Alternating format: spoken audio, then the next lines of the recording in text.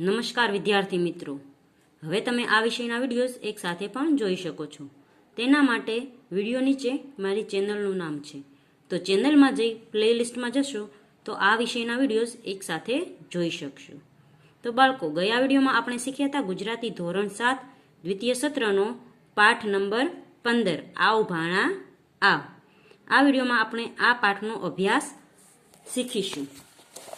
અભ્યાસમાં સૌથી પ્રથમ છે નીચેના પ્રશ્નના ઉત્તર માટે આપેલા વિકલ્પમાંથી સાચો ઉત્તર શોધીને તેનો ક્રમ અક્ષર પ્રશ્ન સામેના ચોરસમાં લખો.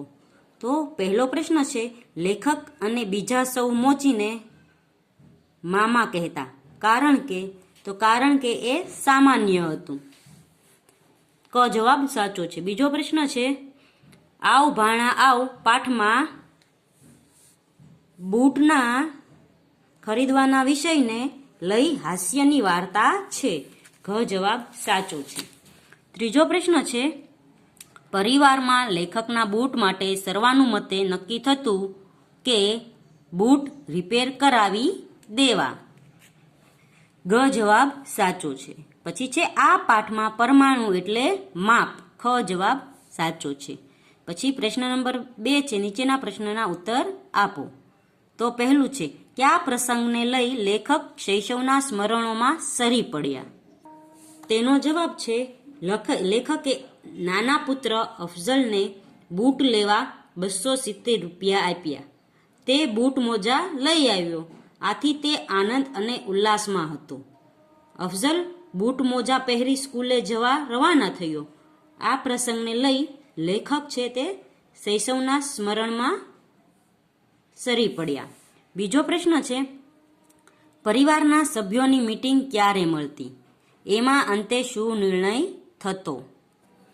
તો લેખકને પોતાના બૂટ ખરીદવાનો પ્રશ્ન સમગ્ર પરિવારના સભ્યો માટે જટિલ સમસ્યા બની જતો. લેખક પ્રથમ છોટુભાઈ, અમીનાબહેન, પછી બા સમક્ષ રજૂઆત કરતા. છેવટે વાત બાપુજીને જણાવતા. કોઈ આ બાબત પર લક્ષ્ય આપતું નહીં, એટલે કે ધ્યાન આપતું નહીં. છેવટે પરિવારના સભ્યોની મીટિંગ મળતી. મીટિંગમાં લેખકને બૂટ અપાવવાનો સૈદ્ધાંતિક સ્વીકાર થતો. પછી પરિસ્થિતિની સમીક્ષા થતી. ત્યારબાદ સર્વાનુમતે નક્કી થતું કે જૂના બૂટ રિપેર કરાવી, ફાટ્યા હોય ત્યાં થીગડા મરાવી, નવી સગથળી નખાવી, પોલિશ કરાવી, જોનાર ઓળખી ન શકે તેવા બૂટ નવા જેવા બનાવી દેવા. ત્રીજો પ્રશ્ન છે, દુદા મામાએ લેખકના બૂટ બનાવવા માટે કઈ કઈ વિગતો મેળવી? તો દુદા મામાએ લેખકના બૂટ બનાવવા વિગતો મેળવી કે બૂટ લાલ કે કાળા, વાદળીવાળા કે વાદળી વગરના, અણીવાળા કે ગોળ. બધું પૂછીને એમણે રેલવેનો એક તરફ લખાયેલો અને પાછળ કોરો એવો ચોપડો કાઢીને મને કહ્યું, લે મૂક ભાણા પગ. તો એ પગ મૂકવા માટે શું કામ કહ્યું? પરમાણુ લેવા માટે. તો દુદા મામાએ આટલી વિગતો મેળવી. ચોથો પ્રશ્ન છે, ભાણાને દુદા મામા શા માટે ખીજ ચડતી? ભાણાને દુદા મામા પર શા માટે ખીજ ચડતી? તો ભાણાએ દુદા મામા પાસે નવા બૂટ સીવડાવવા પગનું માપ આપ્યું હતું. દુદા મામા અનેક બહાના કાઢતા. લેખકને અનેક ધક્કા ખવડાવ્યા છતાં દુદા મામાએ ભાણાને શાંતિથી સ્વસ્થતાથી સમજાવતા રહ્યા, બહાના કાઢીને ધક્કા ખવડાવતા રહ્યા. એટલા માટે ભાણાને દુદા મામા પર ખીજ ચડતી. પાંચમો પ્રશ્ન છે, મારા કર્મે લખ્યું કથિર એમ લેખક શા માટે કહે છે?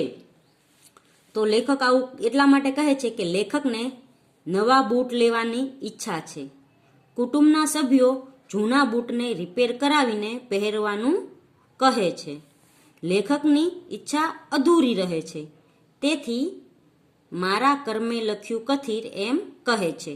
એટલે કે વ્યક્તિએ જ્યારે ઉત્તમ વસ્તુની આશા રાખી હોય પણ તેને હલકી વસ્તુ મળે ત્યારે આ કહેવત વપરાય છે. પ્રશ્ન 3. નીચે આપેલા શબ્દોમાંથી યોગ્ય શબ્દ પસંદ કરી ખાલી જગ્યા પૂરો. તો પહેલું છે વડીલો પાસે વિધિસર માગણી રજૂ કરવી પડતી. બીજું છે સમગ્ર પરિવાર માટે એ જટિલ સમસ્યા બની જતી. ત્રીજું છે મારા કર્મે લખ્યું કથિર. આગળ છે લેખકની ખુશીનો પાર ક્યારે ન રહ્યો. તો બાપુજીએ જ્યારે નવા બૂટ માટેની માંગણી મંજૂર કરી ત્યારે લેખકની ખુશીનો પાર ન રહ્યો. પછી છે લેખકની આકરી તપસ્યાનો અંત ક્યારે આવ્યો. તો દુદામામાના અનેક બહાના તેમજ લેખકના અવિરત ધક્કાને અંતે 8 મહિને જ્યારે લેખકને બૂટ મળ્યા ત્યારે એમની આકરી તપશ્ચર્યાનો અંત આવ્યો. પછી આગળ છે નીચેના શબ્દોનો ઉપયોગ કરી વાક્ય બોલો. તો અહીં શબ્દો આપેલા છે તેનો ઉપયોગ કરી આપણે વાક્ય બોલવાના છે. તો પેલું છે વિનયપૂર્વક.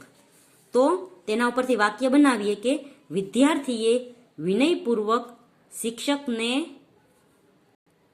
કહ્યું. બીજું છે વિધિસર. તો વિદ્યાર્થીઓએ વિધિસર પ્રશ્નોના ઉત્તરો લખ્યા. ત્રીજો છે નિર્ણય. તો અમદાવાદ જવાનો રાધાએ નિર્ણય કર્યો. આગળ છે વ્યવસ્થિત. તો મહેશે તેનો રૂમ વ્યવસ્થિત ગોઠવી દીધો. પાંચમું છે પરમાણુ. તો રમેશે પોતાના માટે બૂટ બનાવવા મોચીને પરમાણુ આપ્યા. આગળનો પ્રશ્ન છે નીચેના દરેક પ્રશ્નનો એક એક વાક્યમાં ઉત્તર આપો. તો પહેલો પ્રશ્ન છે લેખકને બૂટ માટે ઘરમાં કોની કોની પાસે રજૂઆત કરવી પડતી. તો લેખકને બૂટ માટે ઘરમાં પ્રથમ છોટુભાઈ, પછી અમીના બહેન, પછી બા પાસે અને છેલ્લે બાપુજી પાસે રજૂઆત કરવી પડતી. બીજો પ્રશ્ન છે લેખકના મતે બૂટ પહેરવાના કયા કયા પ્રસંગો ગણી શકાય. તો લેખકના મતે બૂટ પહેરવા માટેના પ્રસંગો જેમ કે સાતમ આઠમનો મેળો, તરણેતરનો મેળો, ગણેશ ઉત્સવ, નવરાત્રિ, લગ્નગાળો, શાળાના પ્રવાસો વગેરે છે તે બૂટ પહેરવાનો પ્રસંગો ગણી શકાય. આગળનો પ્રશ્ન છે લેખક ક્યારે ઢીલા ઢફ થઈ જતા. તો નવા બૂટને બદલે કુટુંબીજનો જૂના બૂટને નવા જેવા બનાવી દેવાનો નિર્ણય લેતા ત્યારે લેખક ઢીલા ઢફ થઈ જતા. પછી છે લેખકની ખુશીનો પાર ક્યારે ન રહ્યો. તો તેનો જવાબ છે જ્યારે બાપુજીએ નવા બૂટ માટેની માંગણી મંજૂર કરી ત્યારે લેખકની ખુશીનો પાર ન રહ્યો. આગળ છે પાંચમો પ્રશ્ન લેખકની આકરી તપસ્યાનો અંત ક્યારે આવ્યો. તો દુદામામાના અનેક બહાના તેમજ લેખકના અવિરત ધક્કાને અંતે 8 મહિને જ્યારે લેખકને બૂટ મળ્યા ત્યારે એમની આકરી તપશ્ચર્યાનો અંત આવ્યો. તો બાળકો આ વિડીયોમાં અહીં સુધીનો અભ્યાસ શીખીશું. આવતા વિડીયોમાં આપણે સ્વાધ્યાય પૂર્ણ કરીશું. ત્યાં સુધી ગુડ બાય, ટેક કેર.